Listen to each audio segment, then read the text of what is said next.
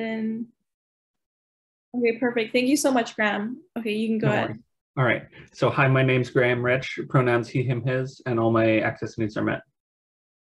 Perfect, thank you. And Amar, you can go next. Hi, my name's Amar Shah. I go by he or him, and all my access needs have been met as well. Thank you. Thank you. Yasmin, you can go ahead.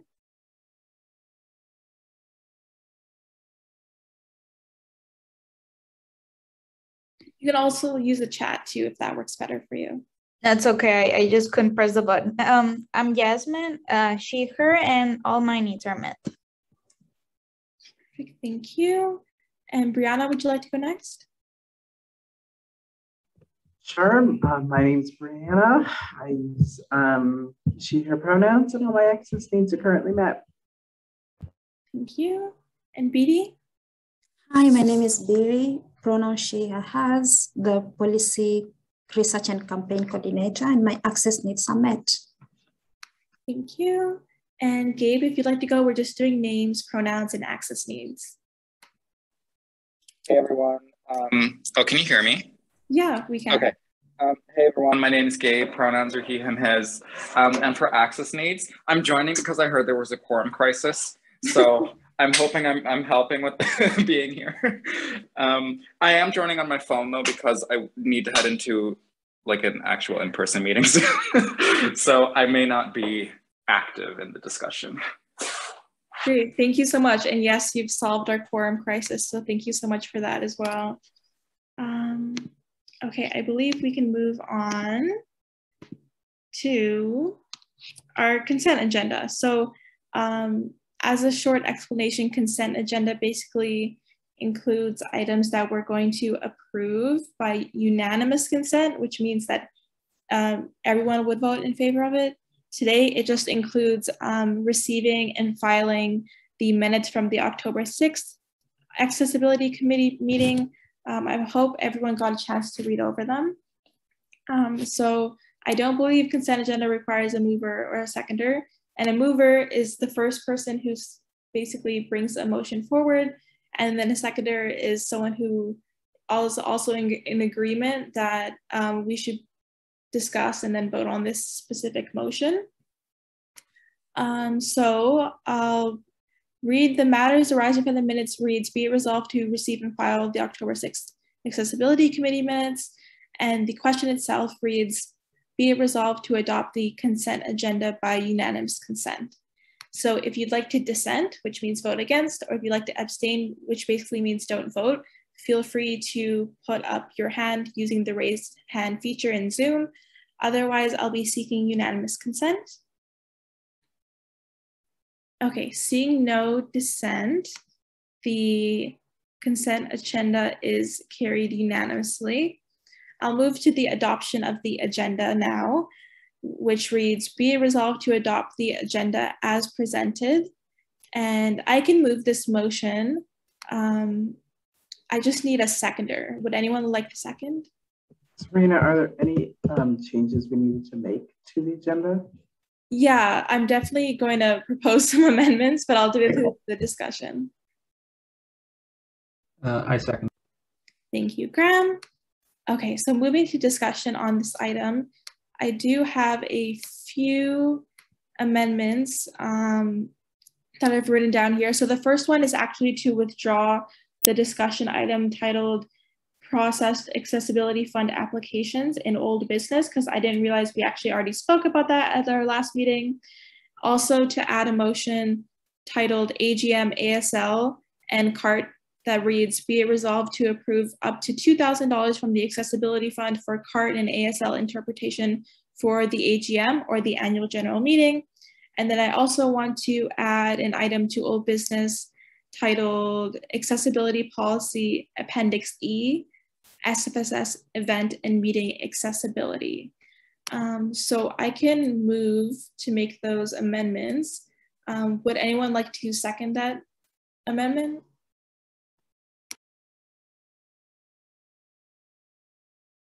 Graham seconds. Thank you, Graham. So is there any discussion on these amendments? I try to describe them as I went along, But the first one, I basically made a mistake. We already spoke about it. The second one is time sensitive because of the AGM, and they're trying to book CART, which is live captioning and ASL. And then the last item is the one that is supposed to replace the item I'm withdrawing. It's the one that we actually postponed from the last meeting.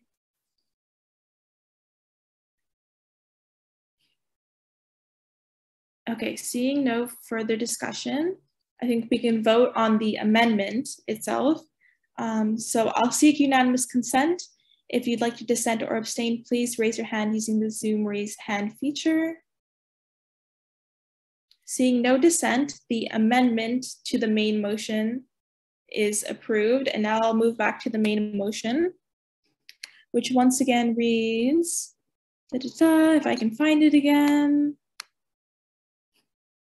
which reads, be it resolved to adopt the agenda as presented.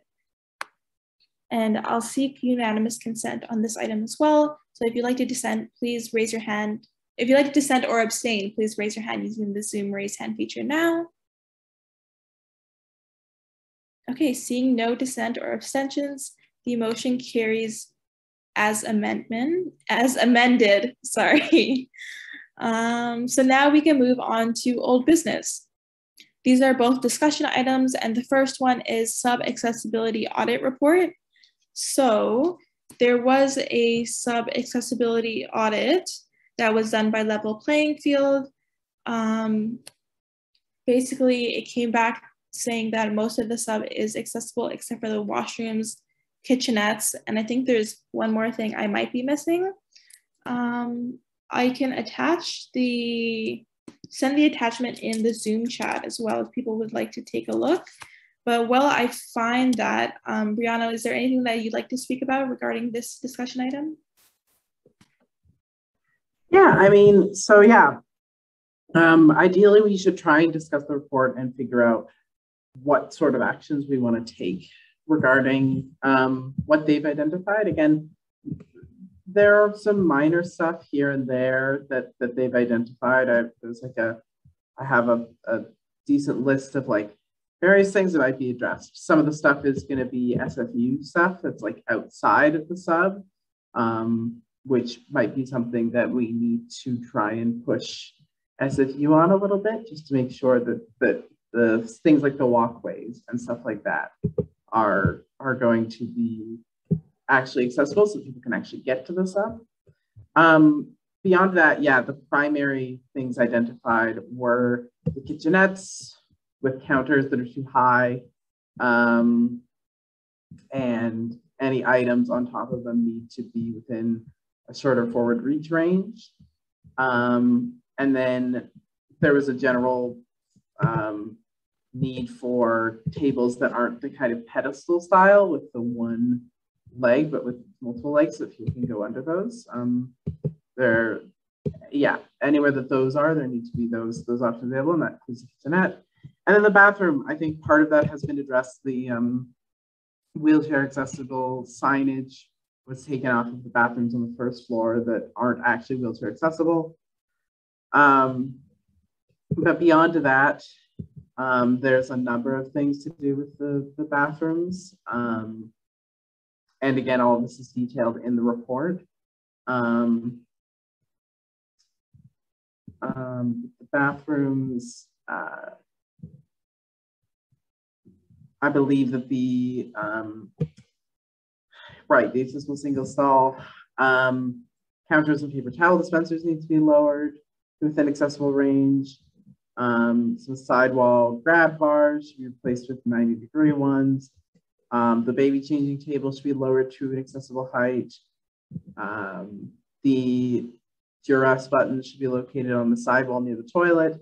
And then in the men's and women's washroom, any accessible stalls should be replaced. The sidewall grab bar with a 90-degree one, and adjust the soap dispenser as it's out of reach for wheelchair use. These are the specific bathrooms being discussed here. I think some of them apply to every bathroom, but some of them are specific. That's detailed in the report. But the question is basically like, yeah, once we kind of discuss this, we need to figure out what we as a committee want to recommend in terms of making sure that this report has an impact, that we can address the accessibility concerns. So we should try and come up with a plan of action in terms of what we want to recommend for the SFSS as a whole to try to address in the sub.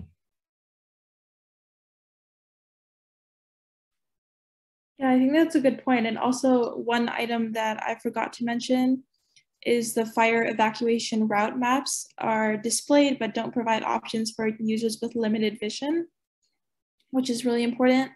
But yeah, I think that's a good point. I've spoken to folks from facilities about accessibility before, so maybe we can connect with them about the items that are outside. I feel like Mark McLaughlin would be willing to speak to us about that.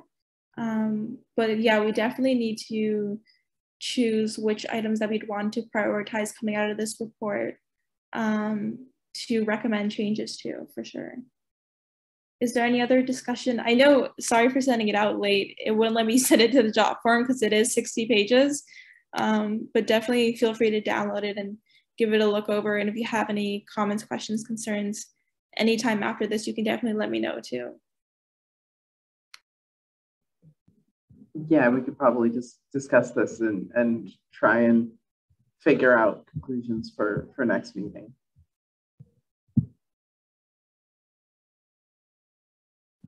Is there any other discussion on the sub-accessibility audit?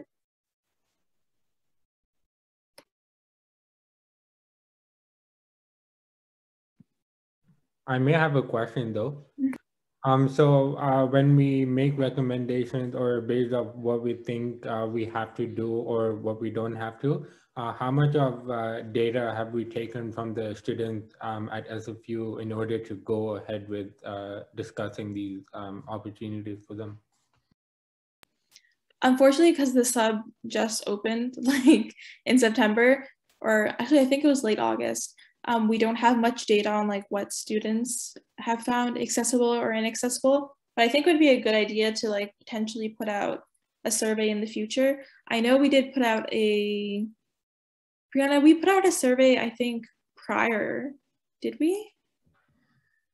I have not heard the results of the survey, but I believe it was sent off to communications to put out the kind of general survey on accessibility at SFU and certain, you know, trying to identify problem areas and such like that. But I have not heard anything about that since it was submitted to them.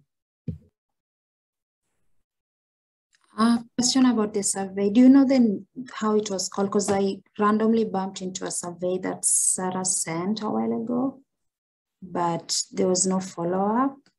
But I don't know if it's the same one. This one was something with util. I don't remember what it was called, unfortunately. It was definitely before May. I would say before, it was during last term. Okay, I'll double check and see if that's the same survey and then let you know. That would be great. Thank you so much. Amar, you have your hand up. You can go ahead. Yeah, I don't know if I'm going too far ahead. You can stop me anytime. In order for like communication with the people, I mean like the students at SFU, I think personally that surveys are hard for us to get information from because people hardly ever get encouraged to fill out these surveys. And so I think there are qualitative methods instead that we could attract people within the budget of whatever SFSS has for us to find data from these people. And then we can use survey at the end to basically use the larger segment of SFU's population and then match it with whatever result we've got with the qualitative data. But I don't know if I'm ahead of that yet, but whatever. No, I think that's definitely a good idea too. Qualitative data, I feel like we often underestimate it, and it's definitely be useful in this situation as well. And we could potentially provide folks compensation for their time too through like maybe like a focus group or just like one-on-one interviews, whatever makes folks more comfortable. We did have that consultation program idea a while back. That might be a good thing to get started again and try and implement, which is basically an idea of consulting with people with particular disabilities or marginalizations or intersections between those in order to get their opinion on best practices and compensating them for their time. So that might be a good thing to try and implement in this, on this question. Definitely, I feel like it would be a good pilot project for the consultation. Okay, cool. I'm just gonna write that down. I would like to add though, I don't know how much far ahead we are with the project itself, but I would like to emphasize on the idea of using the concept of design to solve this problem. And I am interested in doing that. If that is not an option, that's totally fine, but I'm just putting it out there. Yeah, thank you. And I feel like this can be definitely be an ongoing discussion that we bring to this committee, because it'll be like a longer term project of ours. Okay, cool. Is there any other discussion on this item? I'm curious if the building staff, either the coordinators or assistant and the manager, will be a useful resource when doing this, in terms, since they understand the sub more. Definitely, we can definitely pass it by the building coordinators for feedback and that kind of thing. And any other they are aware of the report and they've looked at it. Yeah. That's perfect then. Thank you. Okay, cool. I think our next item under old business is the one that I amended, which is Accessibility Policy Appendix E, SFSS Event and Meeting Accessibility. Honestly, I don't remember what this one was about, but it was postponed from our last meeting. So Brianna, if you'd like to go ahead. Absolutely. So in the ever going forward project of attempting to address the accessibility policy appendices, which if people aren't aware, basically we have an accessibility policy. There are multiple planned appendices that we're able to implement without it necessarily needing to go through council or the board or whatever. We can do what we want with the appendices. What we've been doing so far is stuff like the new accessibility grant form. That's Appendix C. Appendix A is definitions. Appendix B is the events checklist, which are getting converted into plain language right now. Appendix C is going to be the new accessibility form. Appendix D was also going to be the accessibility fund form, just like a different process. We've combined those processes into one. And so what was once accessibility, or what was once Appendix E, is now Appendix D, and that is a map of the sub. The idea was previously discussed to try to provide a detailed physical access guide for the sub, so that when people put on events, when people have meetings, they know the specifics of what they're doing. Basically, we were waiting for the audit to come back before we started on this, so that we would have all of the information on the audit so that we could actually put together a detailed access guide. We have the audit now, so we can get started on this at any time. I wanted to bring this to the committee because I'm not really sure what the first step is in terms of like creating a detailed physical access guide. That's like not my particular area of expertise. And I would love to hear what we think in terms of if people want an idea of what the idea for this was. I'm happy to provide that. I will just link the accessibility policy, and you can go down to section E, which kind of just details which details the idea. As you can see, that what's included in that is detailed physical access guide will provide information on the following with regards to SFSS spaces, vehicular access, including a passenger zone and public transit, exterior approach and entrance, interior circulation, interior services and environment, sanitary facilities, signage, wayfinding, communications, emergency systems. And then it'll be used in tandem with the map. And there will be a map of the student union building. I don't believe we currently, and BD, maybe you can correct me if I'm wrong. I don't know if we currently have any maps of the student union building.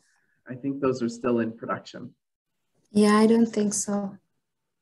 Yeah, because I know there was also talk about coming up with some Braille ones. Yeah. But before we can get those, we have to actually have the maps in. So obviously the maps will still be on their way, but I think it's probably a good idea for us to at least make a plan on how we want to start working on this. Make sure that all of the appendices get finished and we have a full, complete accessibility policy.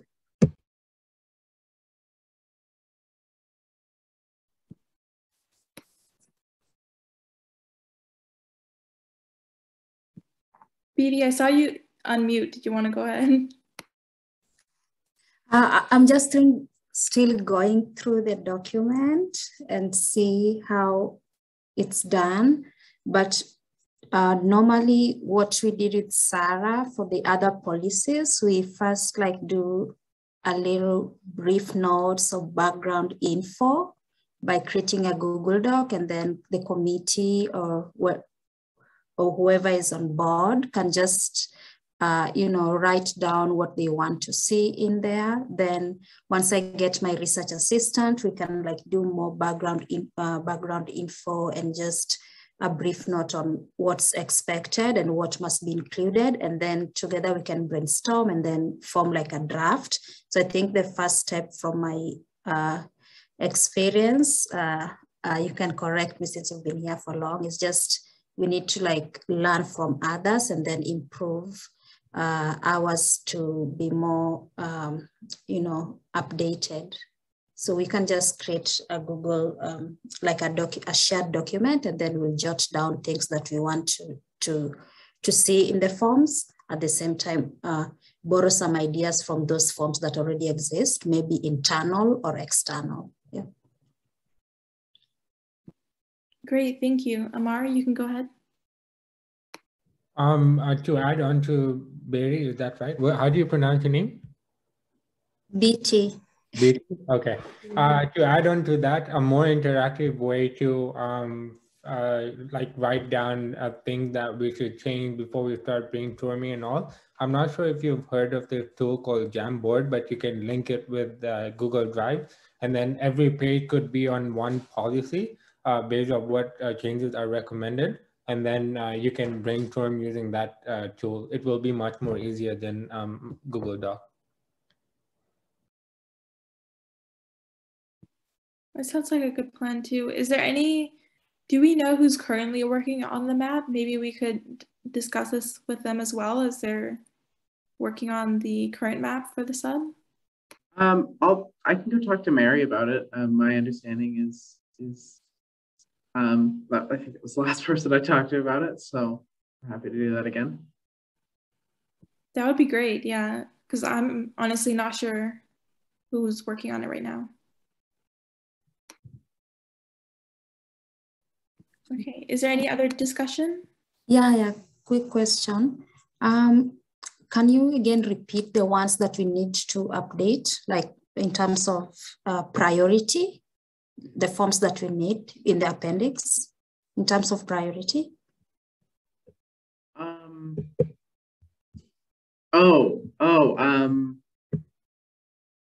So do you want me to go through what the appendices are going to be?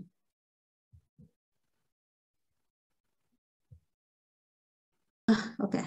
Which button was that? Yeah, like in terms of priority, which one should we focus on? So yeah, I'll give kind of a full update on what the appendices are at this point. Happy to do so.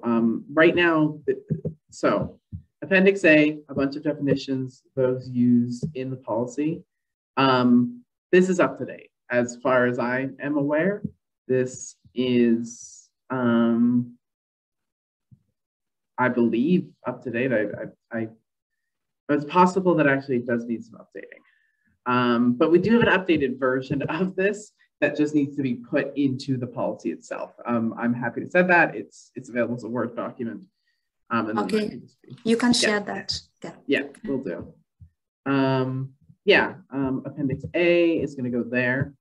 Appendix B is a couple of accessible events checklists. At this point, it has been split into two to both plan for in-person events and also online events.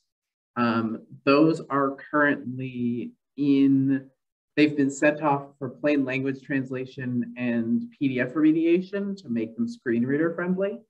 So they're currently off doing that. When they come back, then those will need to be put into Appendix B. This is the same case with the accessibility grant,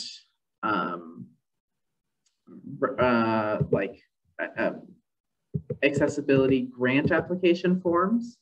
The application forms, appeal forms, post-event reports, guidelines, and evaluation criteria, and vendor list. Basically, that's an entirely new process that's being implemented right now. Pretty much has just basically been implemented. Those are also off for plain language and PDF remediation services. When they come back, then those can be put in Appendix C. The current Appendix D no longer needs to exist, so we can move what is currently Appendix E, the map that we've been discussing today, that can be moved up to Appendix D. And what that will be is a map and a detailed physical access guide. And that's kind of the main thing that isn't like done yet. That hasn't started. That doesn't exist yet. I guess the start of that is the report. But we need to like synthesize details of the report and turn it into this physical access guide. So I would say that at this point, since the other stuff is either already ready or just off with professionals getting it converted, the highest priority is going to be Appendix, the map and access guide stuff. Okay. Yeah. I mean, I'll send that to you, BD. I'll send all of that that I have over to you and to anyone else who wants it. Okay, so we'll remove D and then make ED, right? Yep. Yep. Okay, thanks. Okay, is there any other discussion on this item?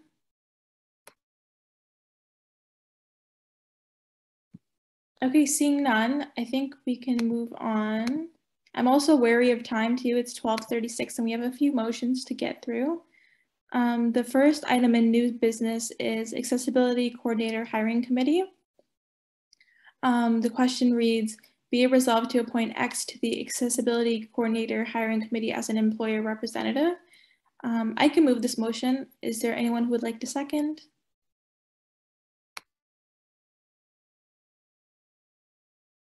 Graham seconds. Thank you, Graham. So this motion, basically we're going to start that process of hiring an accessibility coordinator, and we need a hiring committee. So the hiring committee is made up of 2 employee representatives, which would be 2 SFSS staff members and 2 employer representatives. One of the employer representatives is myself, and we just need 1 more employer representative, which can be a council member or anyone who identifies as part part of, I guess, like disabled, mentally ill, mad, deaf, blind, low vision, anything like that, because you'd technically be a member of SFU DNA who have been provided a seat on this hiring committee. And for context, how hiring committees work is we would have comms put out the posting, and then it goes internally first, and then it goes externally. So then we look over any applications, set up some interviews, and then basically make a decision of who we'd like to hire as accessibility coordinator. So there'd be an accessibility coordinator and an accessibility assistant, instead of Brianna taking on most of the responsibilities of both roles while just being accessibility assistant and working part-time hours. So this position would be full-time hours. So I was wondering if anyone is interested in sitting on the committee. Yeah, you can go ahead. No, I mean, I would be interested. If I can know more about it. So I guess I can walk through the process, because I'm currently on a hiring committee for the admin assistant position. So basically the posting goes live. We wait a bit, we wait like a week or two for people to apply. And then we'd all look at like resumes and cover letters and be like, well, I like this person, I don't like this person. And then we basically choose anywhere from 3 to 5 people to interview. We do some interviews, we talk about who we like best. And then after that, we decide on our preferred candidates. And then we do like a reference check. And if all goes well, we hire the person. That's the external process. For the internal process, which would happen first, we'd see if anyone who already works for the SFSS would like to apply for the position. And then we'd review their resume and kind of go through the same process, except they get priority according to our collective agreement from the union. Hopefully that makes sense. Okay, perfect. Amar, are you still interested? Yeah, I would be, definitely. Okay, great. I can move to amend the motion to replace X with Amar. I think I need a seconder for the amendment, if that's possible.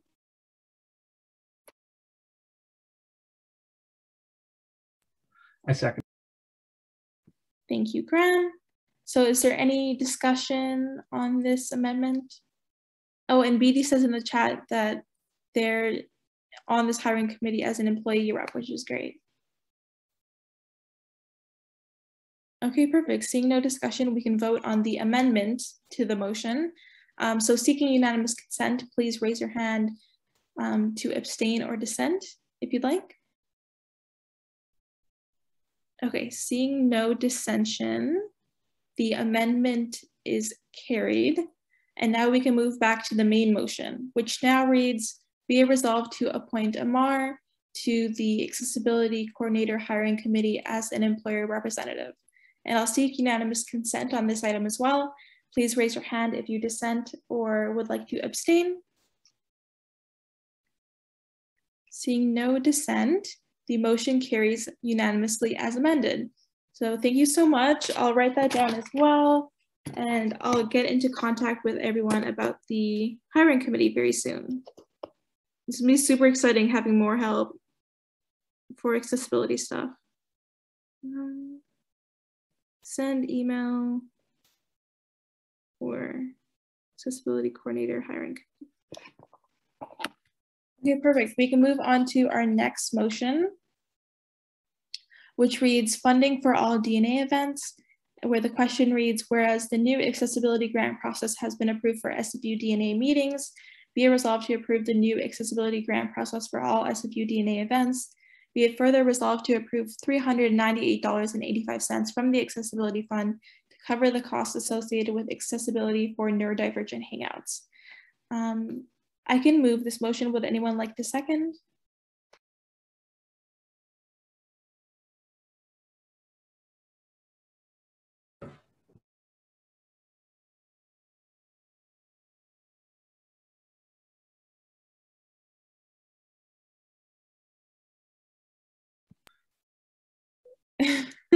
I'll wait here until we get a seconder. I second. Thank you, Yasmin. So basically this item, I don't know if you folks remember, but at the last Accessibility Committee meeting, we passed a motion to approve the new accessibility grant process for SFU DNA. And we weren't sure if it was just meetings or all events. And this item, Brianna brought up this item about neurodivergent hangouts, which is an event, and there were some cart captioning costs, I believe. And we weren't sure if it was covered by the previous motion. So basically this motion is just to cover everything to ensure that we don't have to come back to the committee on a reoccurring basis to approve these items, and that they can be billed directly and taken care of to free up some capacity. Is there anything that I'm missing, Brianna, in regards to this motion? Yeah, just not a whole lot, just the context of like, yeah, last time. Oh, my internet.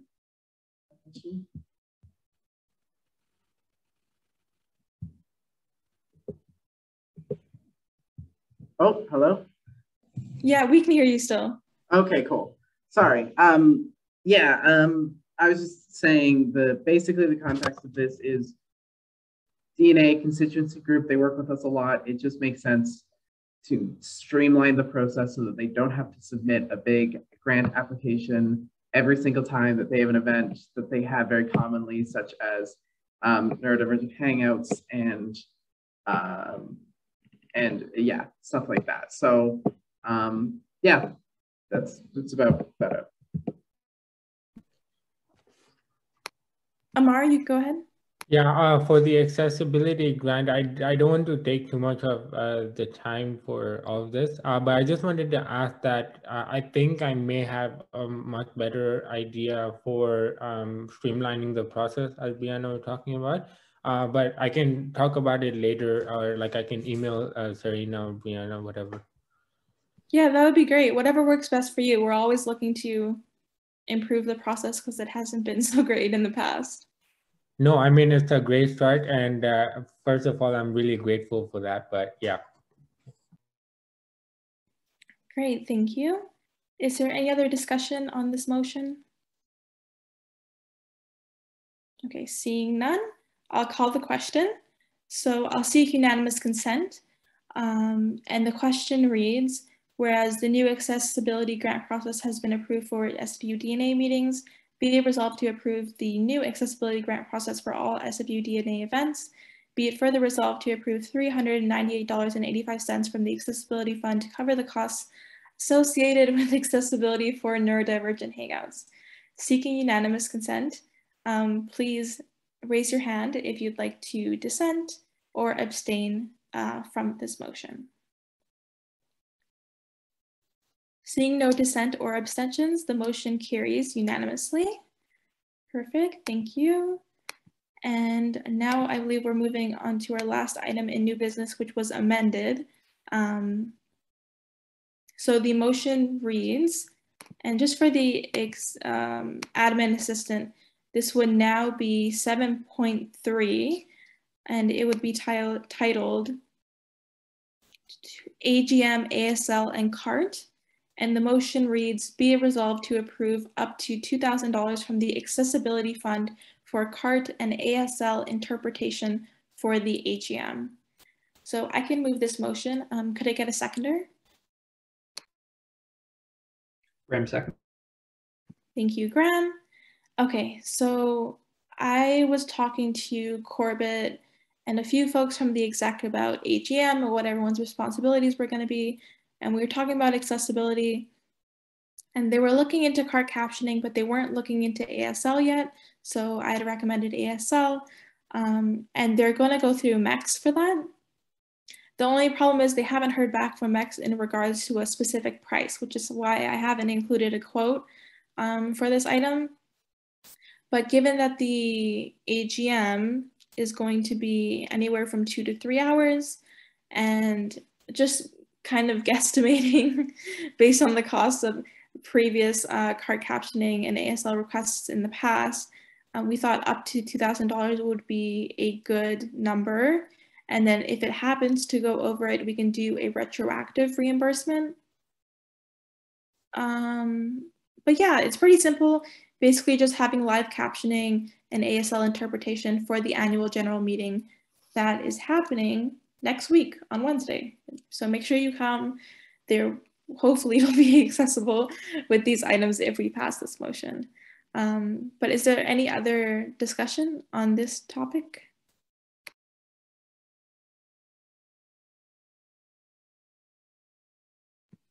Okay, seeing none, I'll call the question.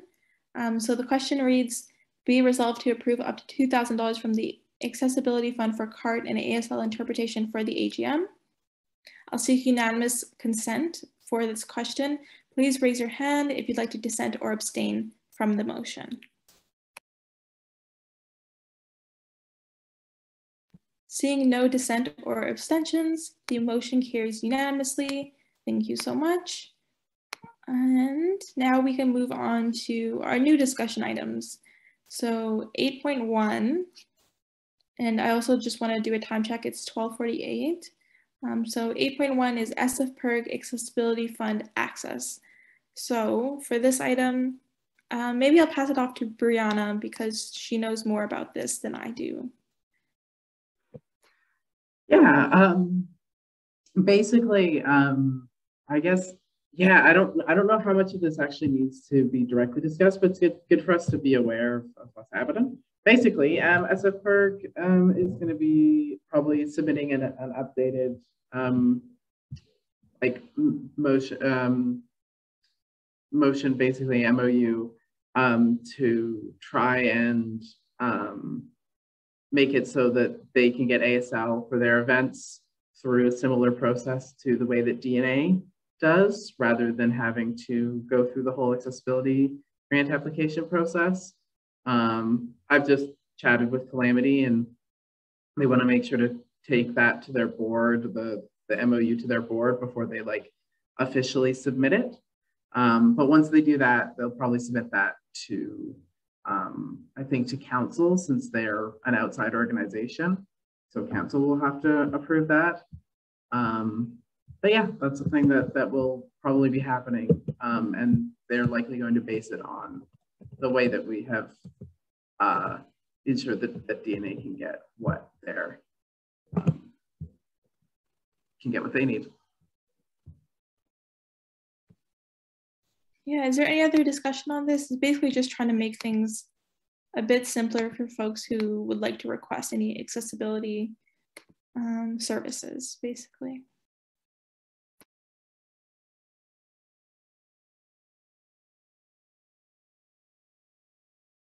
Okay, cool. Seeing no further discussion, we can move on to the next one, which is student union building push buttons. So basically, the student union building, I believe if you push the wheelchair accessible button to automatically open the door, it only opens one door instead of two of them at the same time. And we were thinking of installing another one or changing the current one to so it opens both doors at the same time, so you can actually use all of the space. But Brianna, you have your hand up. You can go ahead as well. Yeah, so I talked to Jess about this. Part of this is actually a misconception. There are in fact two push button doors for both doors. It's just one is on the inside of the area. You like push one button, the outside, you go in, and you have to turn and basically then push the second button. What change we might want to make is to ensure that the button has maybe a better position, because currently basically this is on the fourth floor, the doors that lead to the AQ. Basically you push the button, go in through one of the doors, and then you immediately kind of have to turn and then push the button that's like on the same wall as the door, basically, right beside the other button. And then from there, then you can go through that second door. So there is, in fact, a button for each door. You can, in fact, access the space through that way. It's a little bit inconvenient. There might be a better position for that button, but it is doable. So who would we contact in terms of getting that button moved, do you think? Would we contact one of the building coordinators, or, I mean, like John, or should we speak to someone else about it? Probably John or one of the building managers, and then they would probably reach out to Alaco, the same folks who are installing the push button openers for the DNA room doors. Okay, perfect, sounds good. Let me write that down as well.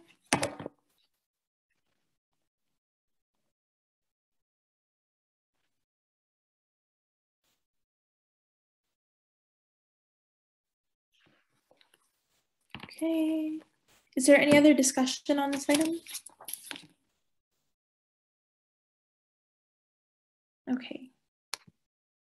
Seeing none, we can move on to the next item, which I've titled Cal Campaign.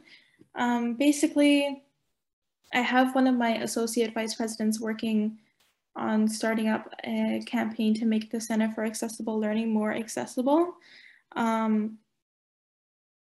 I have probably brought this up to this committee before, but I just wanted to double check and ask folks if there's anything that you specifically think that should be changed about the Center for Accessible Learning that could make it more accessible, or if there was things that you want to see in a campaign that you think would be really effective, because we've been asking SFU DNA for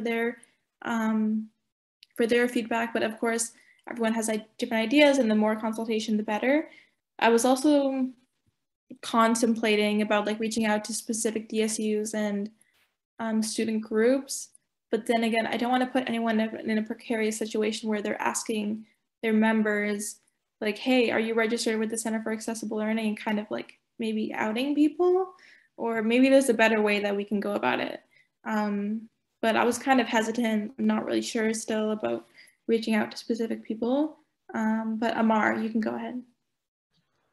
Speaking of what you were talking about, so to see what to include in the campaign, usually, obviously, especially because I'm new, I would like to know what SFU has done so far. So is it that document you shared on the chat, or? No, so that's different. So that's for the accessibility audit. The Cal campaign is something that we kind of have to build from the ground up. It's not really something where like SFU has done anything on this in a while. Like even their own Students with Disabilities General Policy 26, I believe, hasn't been updated since the 90s. So that's one thing that I was thinking of including, like an update to the policy would be really necessary. And there's also upcoming accessibility policy coming from the province. So I feel like this is perfect timing, because in the next year or so to catch up with the new accessibility policy, there's going to have to be changes made anyways. So we could potentially push further changes. Yeah, the reason exactly what you just said is what I actually wanted to talk about, because earlier this year, you were in that accessibility project with me, right? And that's exactly what we were discussing, because there is such a huge disconnect and very old information. So everything seems really obsolete. And I was gonna ask that, like, what are we planning on doing in order to start with that? So I think you answered my question. Great, perfect. Yeah, but as some examples, like someone had brought up that all of the accommodations that are possible should be made like public on a list. So if folks are like thinking about registering with the Center for Accessible Learning, but they're not sure, they can look at the list and be like, oh, will this be useful for me or not? Updates to their website, because their website is not good. And there's a lot of other things too. There's an accessibility committee actually written in the Students with Disabilities policy, but I asked, and apparently that's never been implemented since the policy was created, which is crazy to think about. Actually, I think I might have said earlier that the policy hasn't been updated since the 90s. I think that's wrong. I think it hasn't been updated since 2003-ish, but the policy was created in the 90s, and the committee has never been active since the 90s, is what I meant. Actually, I wanted to ask, is there a possibility if I could be part of that as well? The reason why I say that is because I'm actually really passionate about it, and I argue a lot about this. And I thought that because if I do get some information, it would be great based off my skills that I have to help with this. And I think it would be easier for others too, but I don't want to take on over anyone else's work. Yeah, no, definitely. That would be great. I think our first step would just have to be convincing the Center for Accessible Learning to make the committee active, and then hopefully we can make it open to folks. But I want to recognize that we're also running out of time, so maybe this is something that I'll put on the next meeting agenda too. And then the when to meet for the next meeting, I just wanted to ask if that was working well for folks, but I'll send out a when to meet for our next meeting and perhaps we can discuss it then. So I'll postpone that 8.4 for now. And we can move on to adjournment.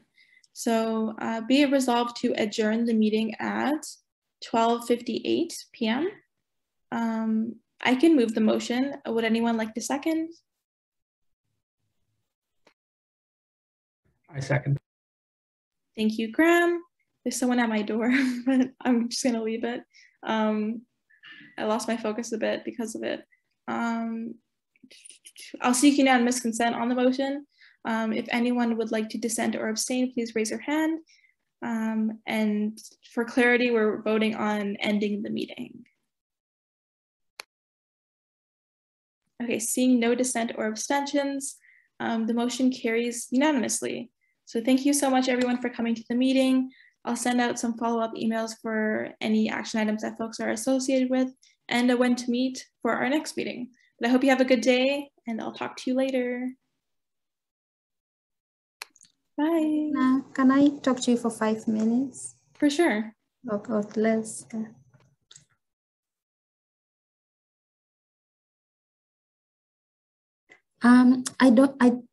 I put an agenda item for the other committee, the university, but I don't think I'll be available on Friday. Yes, I was thinking just to like quick brief you on what I was talk about. I was just planning to talk about the advocacy plan that we need to create one, and also create our own annual plan as a committee individually before we go and put the plan into the bigger plan combined with Matt's own. So I attached the document over there, so you can just like go through it and see which projects we can take on and which projects we can add, like that can act as a guide for the committee. It's in the jot form you sent, so I attached the document. Okay, that's perfect. Yeah, I can definitely talk about it and then see if folks would like to work on the annual plan so we can move it into the advocacy plan. Okay, thanks for understanding. Yeah, of course, it's no worries. Okay, no, okay, bye. Bye.